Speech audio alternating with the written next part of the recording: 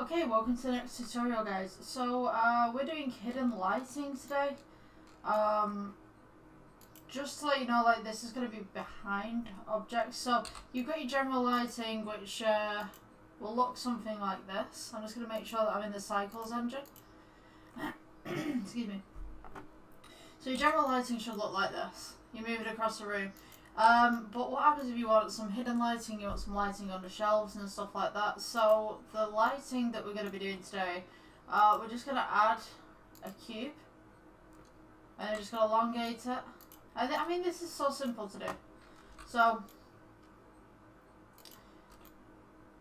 we're going to put it up against this wall here.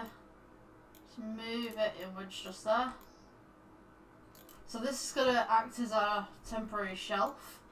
And instead of having our lighting right up against the wall like this, and you know you can't see the bulb or whatever like that, if like you don't want to make any lighting like that, so basically what you want to do is take your default cube that you've just put there, go into edit mode, make sure it's flush up against the wall. What we're going to do is just go Control R. And then we're going to bring this one down. So press E and just bring it down. And then, here's the clever bit, we put our lighting underneath. So it's hidden within the scene. So now what we have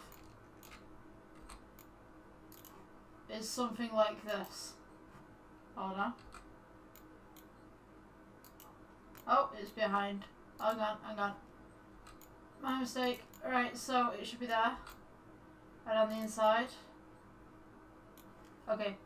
So now we should have lighting like this, where it's covered by a shelf, it's hidden. So we can actually put more lighting in here as well, so I can go Shift D, move that across. So let me just show you an example here. So this is your general lighting. That doesn't have a bulb in there. There's nothing special about it. We delete that. This would now be your posh hidden lighting that'll look great on bookshelves and stuff. Obviously you've got all the fuzziness because it's rendering in and it's not a full-on render, but yeah, so this is your hidden lighting. Thanks for watching this tutorial, guys. That's it for today. I'll see you in the next one.